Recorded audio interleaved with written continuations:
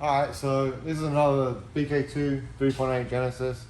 Run through the block on this one as well. But this one gave us the opportunity to be able to show you how to leave the engine behind.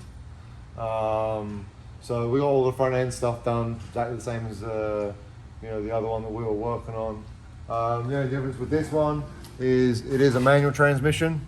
So although the crank might be locked up, it doesn't make any difference. We'll be able to separate them and leave the transmission behind, which is what we're going to be doing with this one.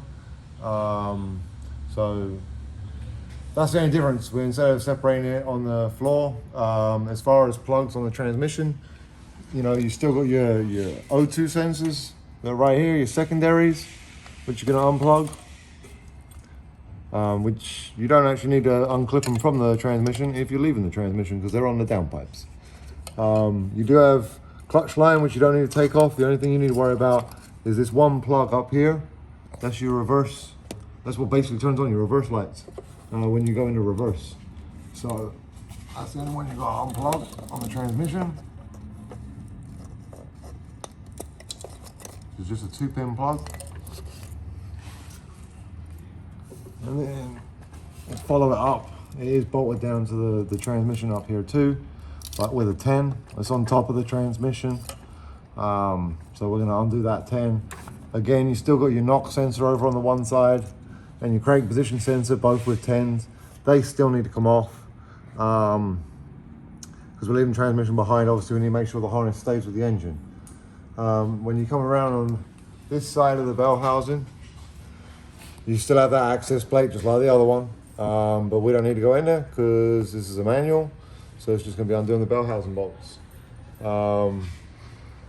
As I said, there's some of them are 14s, some of them are 17s, or the lower ones, like these two are 14s. You have another two wide ones that are 14s. Obviously, don't forget the exhaust bracket. This one here, it goes to the transmission, so we have to take this one off. And then it's just undo the bell housing, and we'll be ready to pull this thing. So let me start getting those undone. All right, so we've come in here, we took our two 10s out. Got a crank position sensor there, which we take out the bell housing. We'll undo the bracket for the knock sensor and the secondary O2. We have the secondary O2 on this side. We also undo the bracket that holds the starter. You're gonna need to take that off. And then it's basically just coming in. You got your 4 14s down here. You got your 2 on the starter. You have a nut and a bolt, both 14s. Then you have another 17, if you can see it, right there. And then you have 2 more up top. All of this is easier to do underneath the car. Trying to get behind those harnesses and the coolant lines and everything is kind of difficult. We've already come in here and managed to get all of them cracked loose. Sometimes they are tough, like a different level of tough.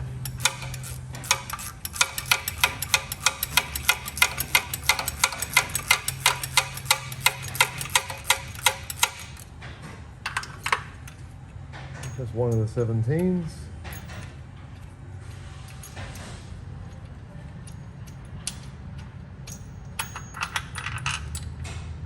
One 17. Then we go up to the top one.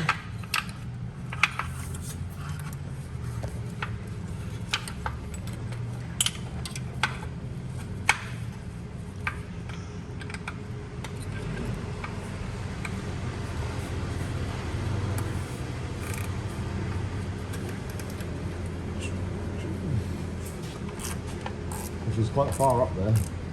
But the nice thing with these is you actually fit your hands all the way around both sides.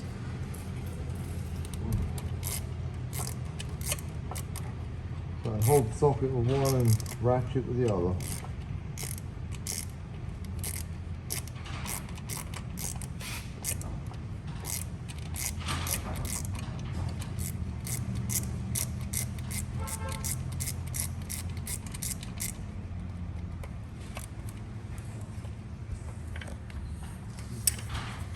Just taking this one out of my hand, luckily.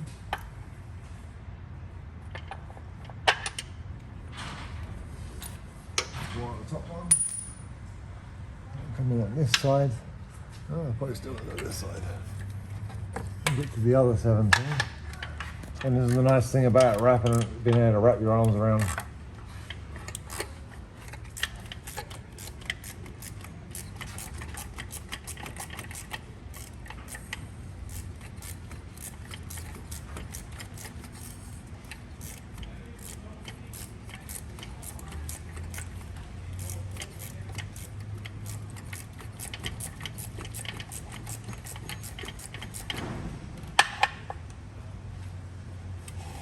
If you got the automatic, just remember you need to be undoing the torque converter bolts before undoing all the bell housing bolts. So you get the torque converter to separate away from the engine. Another 17. Oh, actually we have one more 17 there, which we need an extension. Make it a little easier with an extension. Get away from it at least.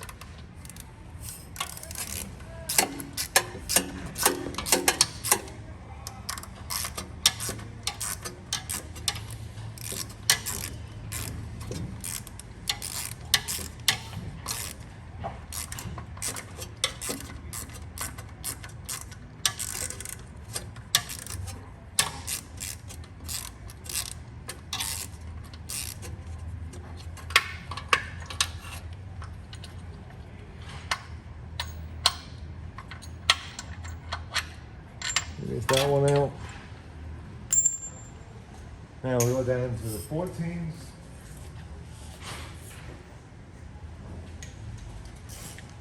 We've got one on this slightly higher up by the knock sensor. So you probably do this without the extension. Probably be a little easier.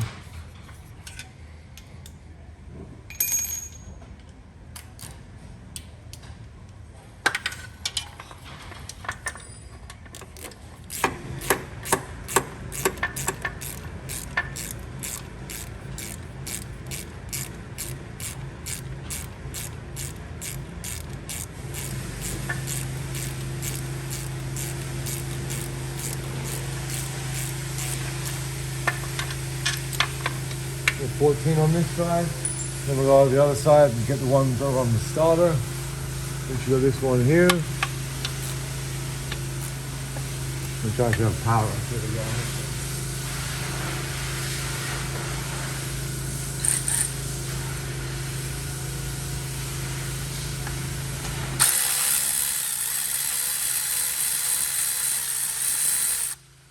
That one off. And then you got the nut.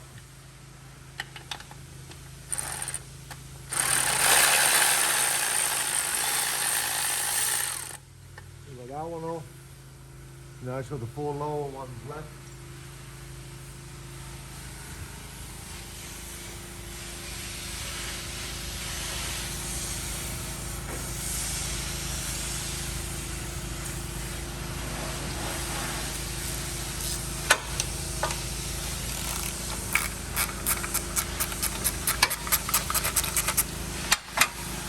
Be careful how far you come in so you don't get the ratchet stuck between that and the subframe.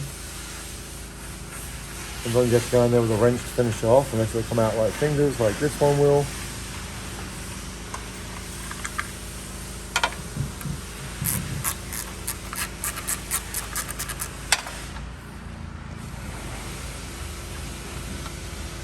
The bolt pattern is identical between the automatics and manuals, same size bolts.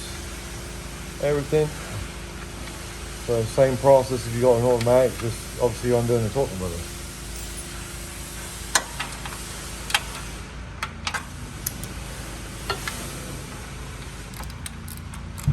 That was really finger loose.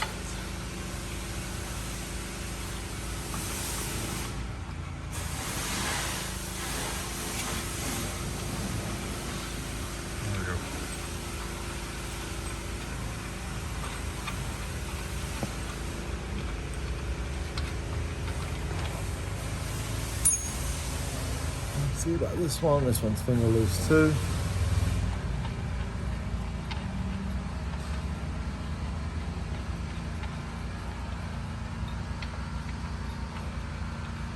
So we don't have too much left now.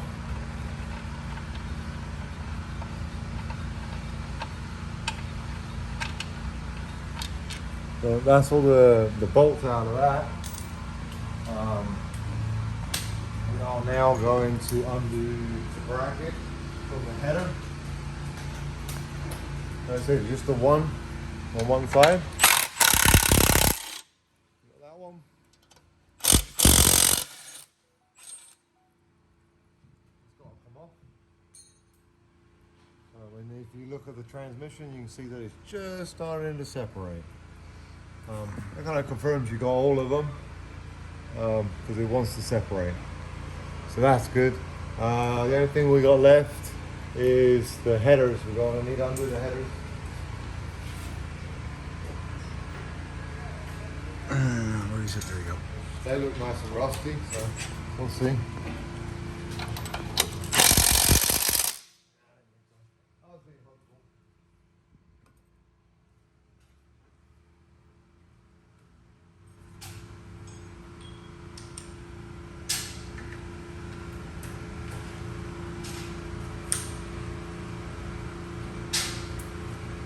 Do the same thing. I'm just going to give it a little squirt WD-40 on the threads.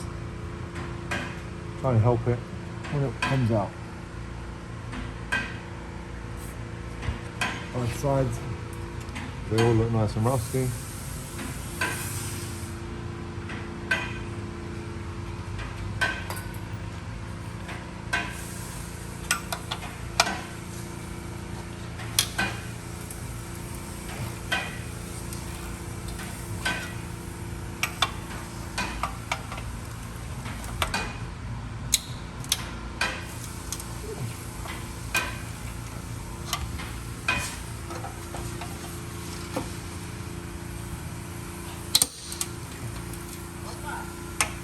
These were definitely on there.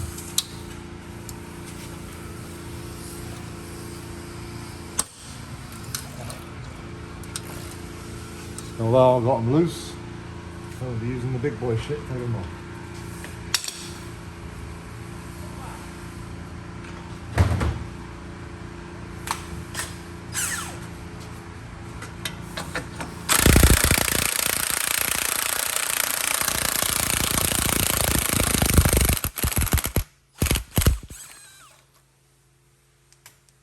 It's going to be hot, so I would not grab that with your fingers.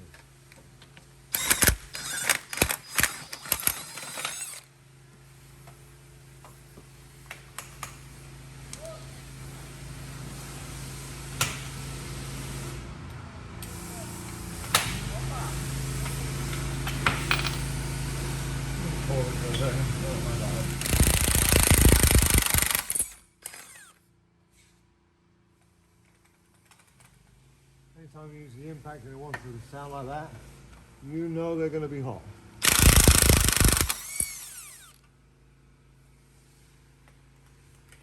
But don't be in a rush to grab hold of those things. Okay, so the only thing we got left in order to be able to pull the motor, which you've seen already, is we got to get the steering bar out. So we're going to get our paint pen marked top and bottom, take that out, and then she's ready to pull. Alright, so this is just finishing pulling the motor out of this one with leaving the transmission behind. Everyone's disconnected, which you've already seen in all the other ones. I know this is a different motor, same process. Key thing is underneath the car, I got a jack supporting the bell housing of the transmission. Bell housings are not replaceable on these, so I don't want it to drop down and hit the sway bar and possibly break one. Never broke one before, but I've always supported it. So as we go up the engine, I'm going to go up a little bit more with the jack, so when we pull them apart, I still have the transmission, the front of the transmission supported, so I don't break anything. I need everything to be able to go back together.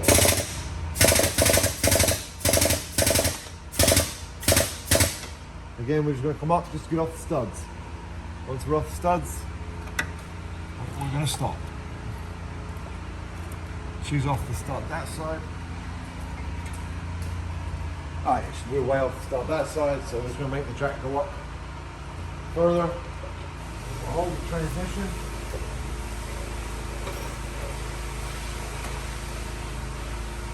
when we look underneath, you can see where we're supporting it from.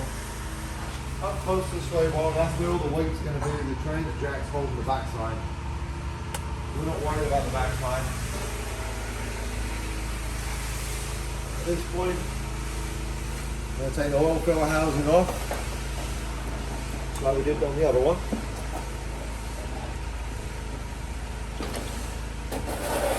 Just tray in there, catch that.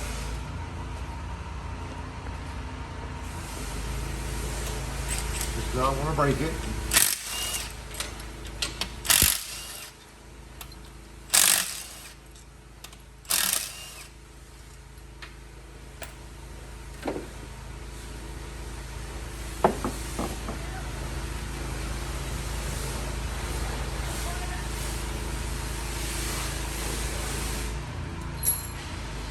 This one does have a clutch and everything, so a little bit more to come out of the transmission before it's free from the transmission. I'm just going to find two good points to grab onto it, shake her loose. Oh, she's already started separating.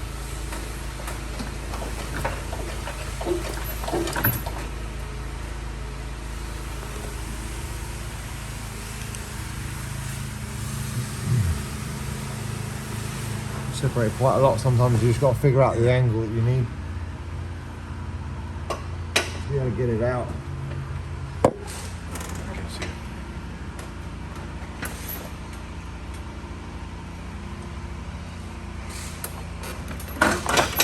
There we go. So we carry on going up with the engine. Obviously making sure you're not trapping in the power steering pump.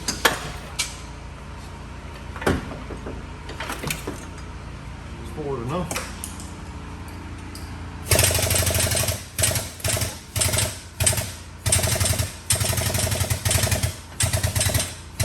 Clear right here. Make sure we've got the AC. Make sure we've got all our harnesses. The header's cleared the motor mount.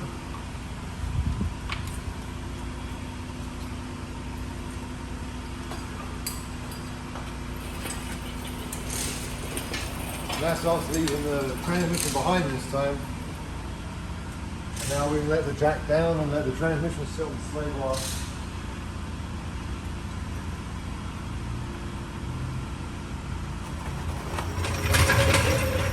And obviously when we put the engine back in, we lift the transmission up so we can get them made up. So now the only thing I'm going to do is, this being a manual, got the clutch to come off. Got 612s, take the pressure plate off, get the clutch disc out, and then we'll take the flywheel off and we can put it up on an engine stand. But this was leaving the transmission behind, which should really take care of how to do it with leaving the transmission in. You got the footage on the pulling it with the transmission if you want to do it that way.